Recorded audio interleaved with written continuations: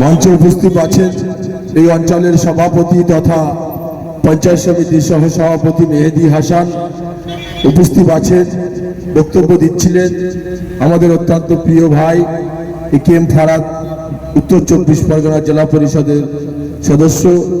আরেকজন জেলা পরিষদের সদস্য সাবিনা খাতুন আছেন এই অঞ্চলের বর্তমান প্রধান, এবং এই ব্লকের সভানেত্রী সুপ্রিয়া পাত্র আছেন, শাসন অঞ্চলের কনভেনার রঞ্জিত মণ্ডল আছেন, আমাদের নন্দদা জান্নাতুল বাকিয়া, আমাদের আব্বাস ভাই খামারে মুনাবাদে আমাদের অঞ্চলের শাসনের সদস্য, এবং আছেন সিদ্দিক আছেন। আপনারা রাত অনেক হয়েছে, বক্তব্য দীর্ঘায়িত করব না, দু চার কথা বলার চেষ্টা করছি। আপনারা জানেন বর্তমানে পশ্চিমবঙ্গে বিধানসভা নির্বাচন চলছে।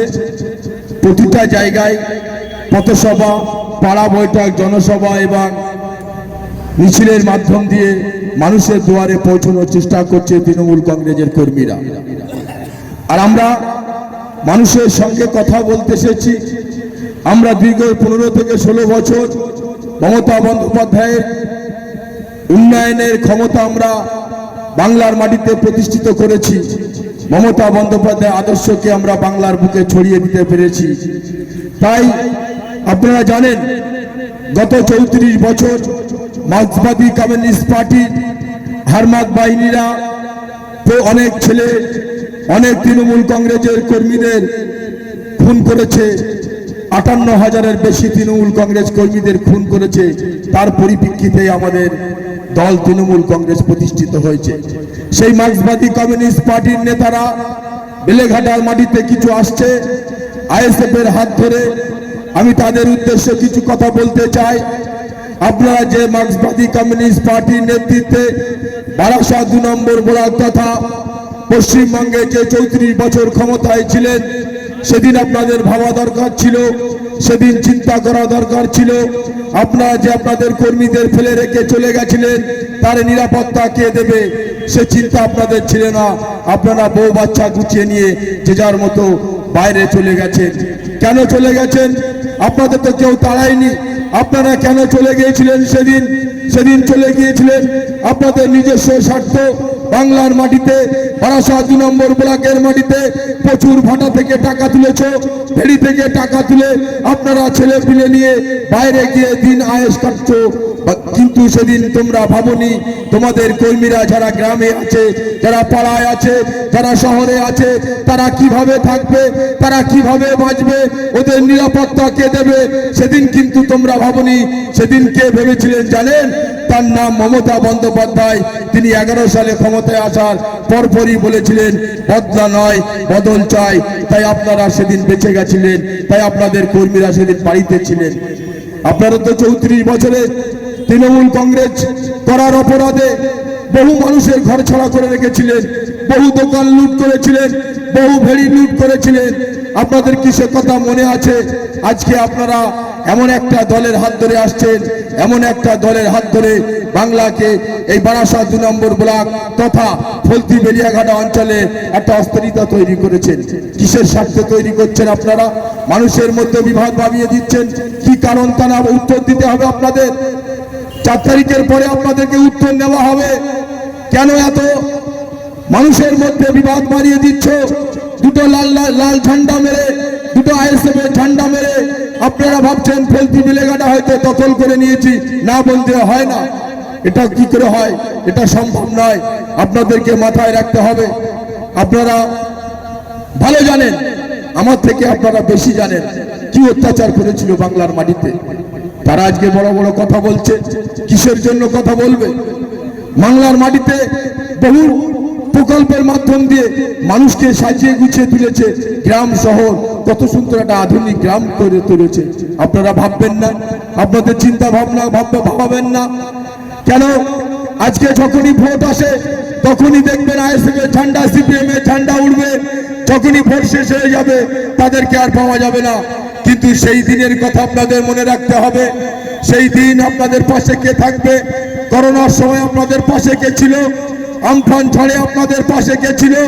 আজকে কেন্দ্রীয় সরকারের বঞ্চনা, তারা যারা যন্ত্রণা বাংলার মাটিতে এমন ভাবে একটা বুলডোজার চালানো চক্রান্ত করছে, সেই চক্রান্তের বিরুদ্ধে আমরা যখন লড়ছি রাস্তায় ময়দানে বিভিন্ন জায়গায় মিছিল মিছিল মানুষের বোঝাচ্ছি, আর ভিতর দিয়ে আপনারা আইএসএফ নওশাদ এবং আব্বাস সিদ্দিকীর হাত ধরে সেই গ্রামে মুসলিম ভাবনা চিন্তাটা আপনারা ঘুরিয়ে অন্যদিকে দিয়ে দিচ্ছেন। এর কারণ কি? এর উদ্দেশ্যে আপনাদের জবাব দিতে হবে। এবার কিন্তু আমরা জবাব নেব। আমরা এতদিন পাহারা দিয়ে রেখেছিলাম আপনাদেরকে, আমরা কিন্তু এরপর থেকে আর পাহারা দেব না। কারণ বেলেঘাটার মানুষ, টোনাগ্রামের মানুষ কিন্তু শান্তিপ্রিয় মানুষ। আমরা বহুদিন থেকে জানি টোনাগ্রাম একটা স্বাস্থ্য সুন্দর শান্ত গ্রাম। সেই গ্রামে কটা আইএসএফ ঝান্ডা তারা তৃণমূলের খেয়েছে, তৃণমূলের ঘর নিয়েছে, 100 দিনের কাজের টাকা নিয়েছে, তারা বিরোধী করছে। আমরা কিন্তু বন্ধু দেখছি চোখে তোমরা কি করতে চাইছো, তোমরা এলাকায় কি সন্ত্রাস করতে চাইছো। তুমি যে রাস্তা দিয়ে যাচ্ছ সে রাস্তাটা কিন্তু মমতা বন্দ্যোপাধ্যায়ের তৈরি করা। তুমি যে কলে পানি খাচ্ছ সেই কলটা কিন্তু মমতা বন্দ্যোপাধ্যায়ের সরকারের হাতে তৈরি করা। তাই আপনাদেরকে বলবো, এইসব দুষ্কৃতীদেরকে চিহ্নিত করতে হবে, দুষ্কৃতীদের প্রতি খেয়াল রাখতে হবে। মমতা বন্দ্যোপাধ্যায়ের যে চিন্তাধারা আর নরেন্দ্র মোদীর যে চিন্তাধারা, নরেন্দ্র মোদী এবং অমিত শাহ নেতৃত্বে যেভাবে বাংলার মাটিতে বুলডোজার চালানো হচ্ছে, সেই বুলডোজারের বিরুদ্ধেই আমরা সারা ভারত বাংলা জুড়ে মমতা বন্দ্যোপাধ্যায় এবং অভিষেক বন্দ্যোপাধ্যায়ের নেতৃত্বে গোটা বাংলায় যে মিছিল মিটিং শুরু হয়েছে, সেই মিছিল মিটিং এর মাধ্যম দিয়ে আপনাদেরকে বোঝানোর একটা চেষ্টা করছি আমরা। কারণ আমরা এই কথা বলতে চাই, আমরা উত্তরপ্রদেশ চাই না বাংলা, আমরা বিহার চাই না, আমরা গুজরাট চাই না, আমরা চাই শুধু আমাদের বাংলা থাকুক, বাংলার মানুষ ভালো থাকুক, বাংলার মানুষ বাড়িতে থাকুক। কিন্তু সেটা বিজেপি সরকার হতে দিচ্ছে না। কারণ বিজেপি হুমায়ুন কবির একদিকে মুসলিম ভোট বাবরি মসজিদ দিয়ে কাটার চেষ্টা করছে, আর একদিকে নওশাদ সিদ্দিকী এবং আব্বাস সিদ্দিকে ভুল ক্ষেত্রে ওদের বাড়িটা ফুরফুরা শরীফে হয়ে গেছে। ফুরফুরা শরীফ হচ্ছে দাদা হুজুর পীর কেবলার সিলসিলা, 5 হুজুরের সিলসিলা। সেই সিলসিলার অজুহাতে বাংলার মানুষকে ভুল বোঝাচ্ছে। আজকে আপনারা দেখছেন যারা আইএসএফ করছেন বা সিপিএম এর লিডাররা যারা আসছেন, তারা কোন ঘরের ছেলে, তারা এই ফলতিতে কিছু আছে এবং টোনায় কিছু আছে। তাদের দেখলে মনে হয় যে ভোট দেবো। আমরা কিন্তু ফলতি বেলেঘাটা অঞ্চলের যারা আমরা অঞ্চল তৃণমূল কংগ্রেসের দায়িত্বে আছি বা আমরা যারা নেতৃত্ব আছি, আমরা প্রত্যেকের সাথে সুভালোবাসা সম্পর্ক দিয়ে চলার চেষ্টা করেছি। আমরা বিগত আজকে 15 বছর এই পঞ্চায়েতের আমি দায়িত্বে আছি।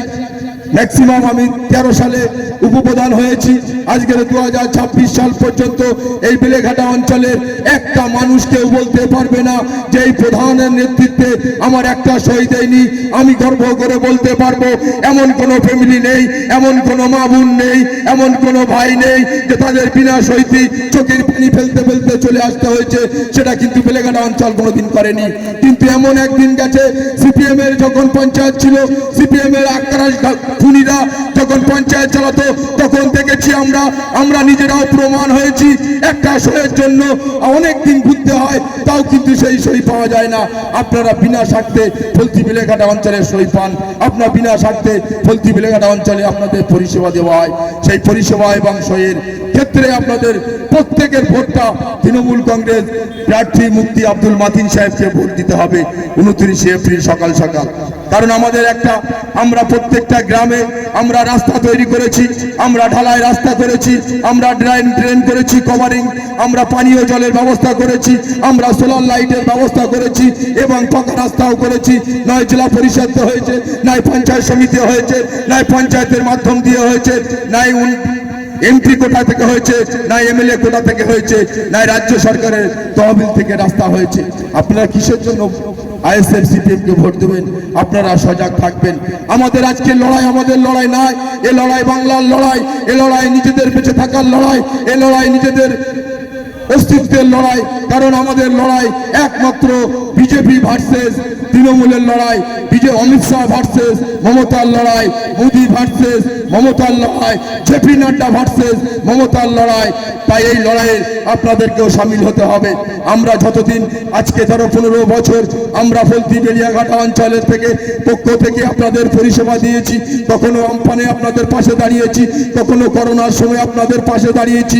আমরা দুয়ারে সরকারের মাধ্যম দিয়ে আপনাদের বাড়ি থেকে মা বোনেদের ডেকে এনে আমরা বেলিয়াঘাটা হাই স্কুলে তাদের প্রকল্পের নাম তুলে দিয়েছি, আপনাদের কৃষক বন্ধুতে নাম তুলেছি, আপনাদের স্বাস্থ্যসাথীতে নাম তুলেছি, আপনাদের মেয়েদের কন্যাশ্রী দিয়েছি, আপনাদের মেয়েদের রূপশ্রী দিয়েছি, সবুজ সাথী সাইকেল। আজকে ভাবতে পারবেন আগে কি স্কুল ছিল, এখন স্কুল দেখলে মনে হয় আবাসিক বিল্ডিং, কিন্তু সেই স্কুলগুলো রাজ্য সরকারের তরফ থেকে সেগুলো আধুনিকরণ করা হয়েছে। এসবগুলো তো ভাবতে হবে আপনাদের ছেলেমেয়েরা যাতে সুস্থভাবে স্কুলে যায়। আগে কোনো স্কুলে কারেন্ট ছিল না, পাকার ব্যবস্থা ছিল না, এখন স্কুলে গেলে প্রত্যেকটা ঘরে অন্তত 6টা 7টা করে পাকা চলছে।